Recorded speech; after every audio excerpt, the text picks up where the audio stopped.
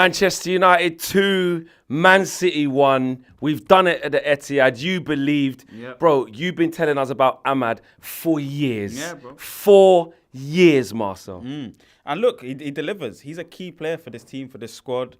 I've been saying he's a match winner to you for a long time. I've been saying to you that he's a key player, and he's gone and delivered it, man. 2 actions. And the penalty, okay, it's not him that scores it, but he's basically given us the assist for it. And then the finish is just top class, puts it away from the keeper, and nutmeg as well, finish.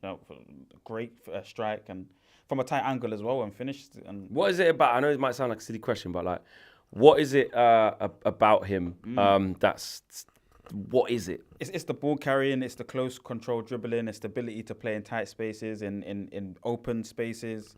It's the quality with his. Like, there was a moment where he does a dribble and he puts a right-footed cross all the way to Dalot. and it's just that level of high execution that he's able to do. In the first half, I was saying, and you was pointing out quite rightly, that he's making mistakes in those last actions. But I was like, listen, he's warming up. We're gonna give him more opportunities throughout the game, and you can just see those players that have that high level quality. They, after 3 or 4 chances, one of them will come off and they'll do it perfectly, and it's an opportunity to execute and put numbers on the board for us. And he's done it with 2 actions. I mean, even Bruno trying to get the ball out to him a lot of the time. He was offside a lot of the time. Yeah, exactly. Which is a big issue. We're talking about the way that we want to attack as a team, and Ahmad's going to be part of that. Whether it's going to be on the right wing back space or the 10s, you need to be onside a lot more. It was a big problem. Even Højlund in the second half, offside. So it's a little bit of a correction for the flow of our attacking team. Stay onside and try and break the lines by being onside first and making the runs. But Ahmad's just special, man. He headed goals, he scored. Left-footed goals. I'm not sure if he scored with his right foot yet, but volleys, all sorts of special bits of technique. And he just needs to do it more often now. And we're starting to see that consistency from him. Ruben Amorim made big shouts today. No Rashford, no Garnacho in the squad. So to make that type of statement without 2, impactful players, especially in Marcus Rashford. I know he hasn't been recently, but big statements from him, big words from him before the game. Then to come out walking victorious at the Etihad, doing Pep again. Yeah. With 2 different teams within a month or so, a little bit longer. Few weeks, yeah. Got his number. Yeah, he's got his number. I mean, the way that we play, we had more goals expected than them as well. So it's like Ruben knows how to stifle Pep's style, but also have an avenue from which to attack it straight away. And it just makes sense, man. You can see the goals, the way that they're created, it's all through the centre of the pitch kind of thing, and leading towards your striker or trying to get it into the forward, the furthest player quickly as possible. And just the creativity from having players in close proximity. There's a lot of good intricate passing. Ahmad does find himself through on goal. Like, we had the better looks at the goal. It's only from set plays against these top teams as well. Like, our counter-attacking style really suits us. It's really aggressive. It's really direct. And it works. It gives us opportunities. So, the way that Pep obviously tried to set up, it just wasn't good enough. They don't have a cutting edge. They didn't enter into our box enough. They didn't have clear enough 1v1. Onana did nothing. Come on, bro. Like, not one save. Come on, bro. Or maybe one just around the corner from a deflection off of Foden, and it hit off Maguire's foot, and then I think he put it around the post. But it wasn't like a big. It wasn't good, yeah. He spent more time kicking it out. Yeah, and which wasn't brilliant, which is a little bit of a criticism from him. Yeah.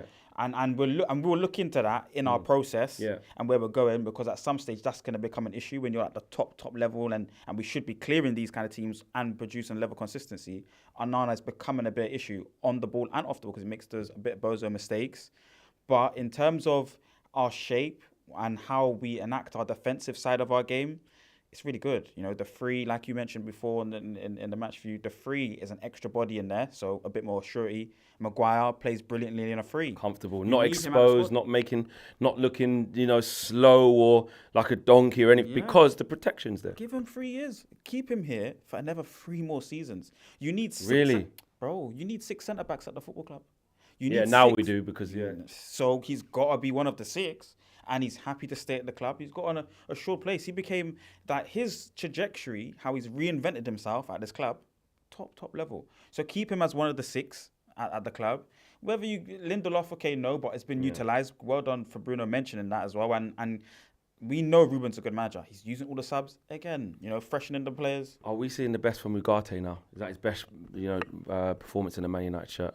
this system requires a player like him. Yes. Combative, Proper. aggressive, powerful, just busy runner. Yeah. It requires it, especially in a 2. He's showing us this is the kind of characteristics, because our manager talks about characteristics of players in the positions, not their actual positions that they play. Do they have said kind of characteristics to play in said areas of the pitch?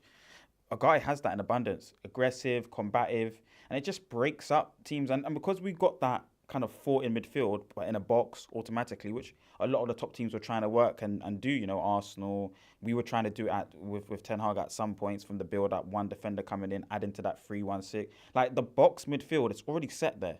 There's 2 clear wide players doing it and 2 clear 8s, and Agati follows that to the T, and he's just really good. His technical level's not there in terms of the passing still, but that doesn't look like he needs that in his game. He plays the simple pass, whether it's into the defensive line again or out into the wide players in the forward line. So Agati looked really good. Again, I've always said our best partnership in the midfield is Bruno Agati for me. I've said that for a little while. I was hoping that Ten Hag would discover that. Kobe got in early though, grew into the game. Yeah. Like at the beginning, little bit touch and go, but did grow into the game nicely. I'm shocked, Fleck, because I think he's a 10. But it just does maybe make more sense why Bruno's the 10. Just in terms of his maturity, where he's at in his career. You can maybe trust him for the final actions, the quality and the responsibility for all those kind of aspects of the game. Whereas Kobe, still kind of young, maybe got a bit more legs, and we feel like he's more of an 8. But this is more of a 6/8 position that, like, we still want you to double pivot. Whether we can see Kobe and trust him in that is another thing. It was a few loose passes, early doors, overcommit. I think exactly. But also this allows us to not have to do the star boy thing. Yeah. Like, because obviously with the rise that he had and how quickly he had it last year, it was obviously we're saying generational talent, which he is. Yeah. But it allows us now to sort of change the way he plays, learn off the new coach, learn off Ugarte, learn off Kasim. Like, just not everything's on you. You got to go and be the main guy. Games a week, yeah. Exactly. It's perfect growth into becoming, like, Pep done this with Foden. It was here we go minutes. Even to this day, doesn't trust him in major games. Like, it's here we go minutes for those first 3 or 4 seasons, instead of like what Ten Hag was doing, Kobe every week, and then he gets injured. Because there's only 2 positions to be selected in that midfield as a partnership pivot, it's going to be difficult for you to play every week. So you have to show your level when you come on. Done well in moments when he came on. And like you said, in terms of his growth, he gets to watch now a lot. He gets to watch what we need to do in those 2 positions in the midfield. And he also gets a rest and a break. So, again, it was good, not brilliant. He didn't, nothing was outstanding from him. I think he always does show a couple moments of good quality and class in every single game, like generational. But it's not there for the whole game. And it's not like he's dominated this game where it's like, oh, you're definitely generational. So he's got a lot of work to do. But I think the manager, the way that he's been balancing the squad, utilising the whole squad, making sure that all players get minutes, I think this is somebody good for Kobe to cultivate his game and get times out when he needs it. Lastly, who was the man in the match? Is it Ahmad? Oh, it has to be Amadinho, bro. Is it Amadinho? It has to be Amadinho, bro. Like, how can you control a game in this way with only a few amount of action? Don't get me wrong, it was even in the first half, but it's like he's producing key moments with not that much of the football. Yeah.